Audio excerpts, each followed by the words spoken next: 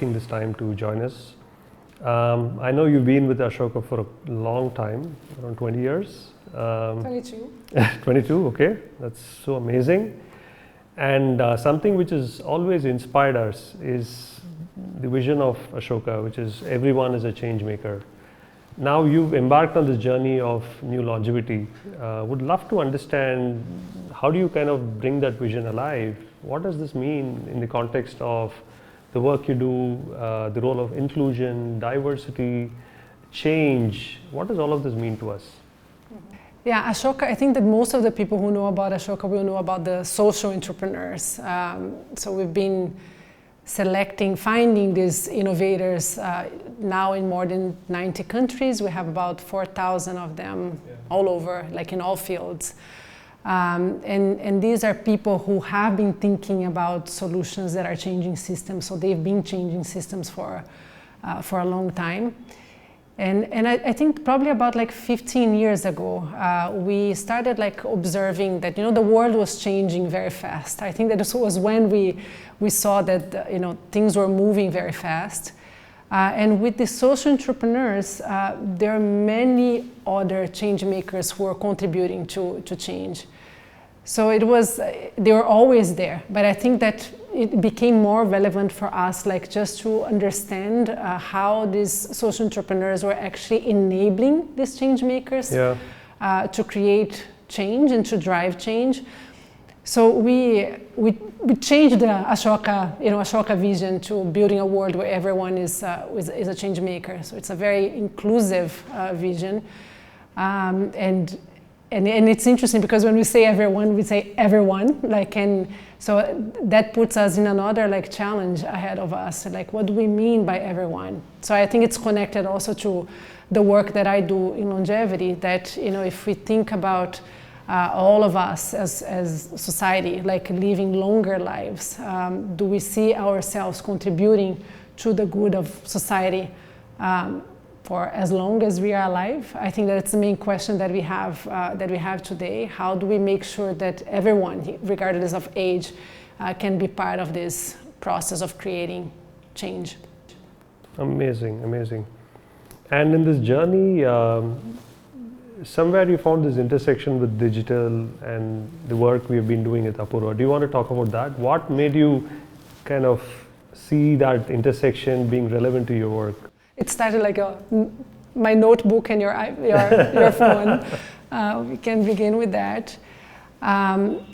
So in longevity, the way that we are designing this collaborative, so it's not an initiative, it's not a program. We are designing this as a big global collaboration that has social innovators at the center, but also many other partners who are helping to change narratives around aging, people who are changing systems, creating new infrastructure for longer lives. So we are looking at everything that is basically shifting this field.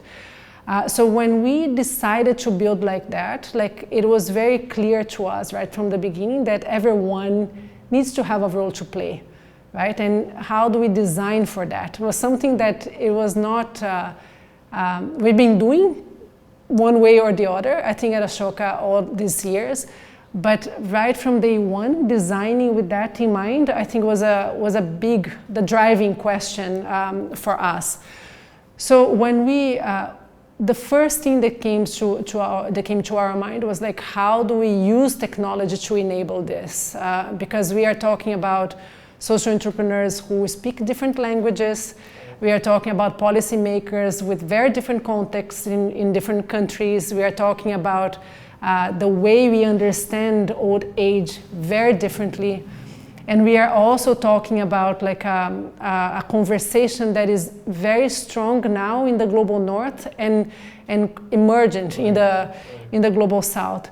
So how do we bring all these pieces together and give everyone the same space and the equal voices there?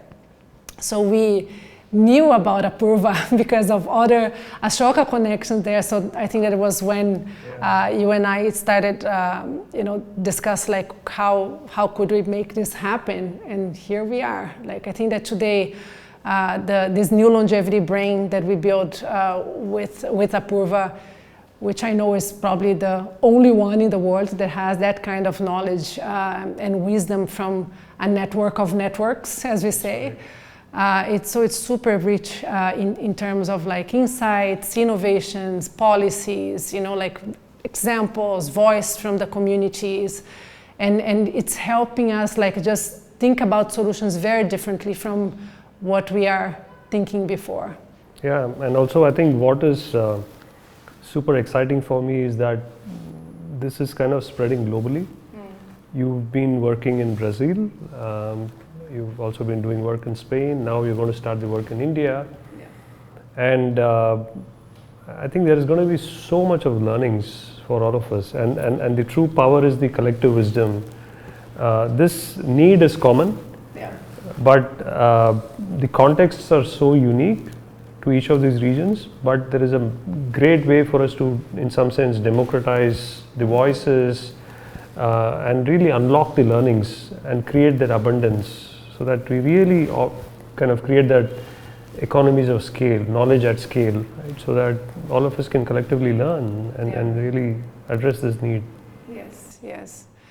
And it's interesting because what we saw right from the beginning, so at Ashoka, the first thing when we decided to work in this space was to understand who do we have in the network, in this 4,000 network of 4,000 social entrepreneurs, who is somehow working to address the challenges of longer lives, as we say. We are not only talking about older people, we are talking about all of us. I'm 46, if I'm gonna live 100, up to 100, am I going to retire when I'm 60?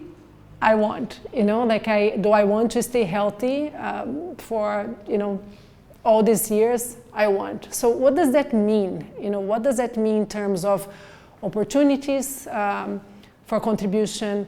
What does that mean in terms of like health systems that will allow me to stay healthier for longer?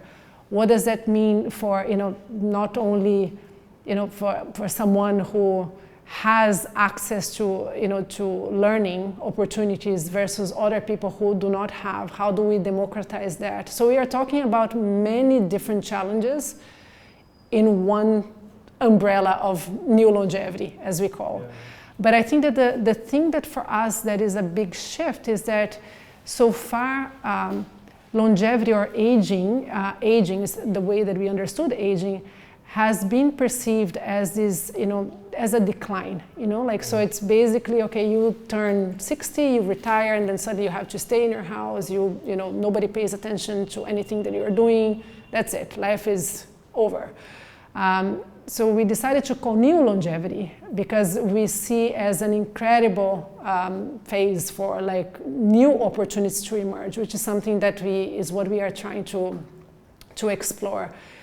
So when we spoke with this, we mapped about 100 Ashoka fellows and we tried to understand how they were addressing these issues. One thing that was very, very clear with all of them is that they had a very positive outlook to longer lives, and they were basically, through the work that they were doing, was like enabling everyone to stay active, to stay healthier, and to keep contributing, for as long as they wanted.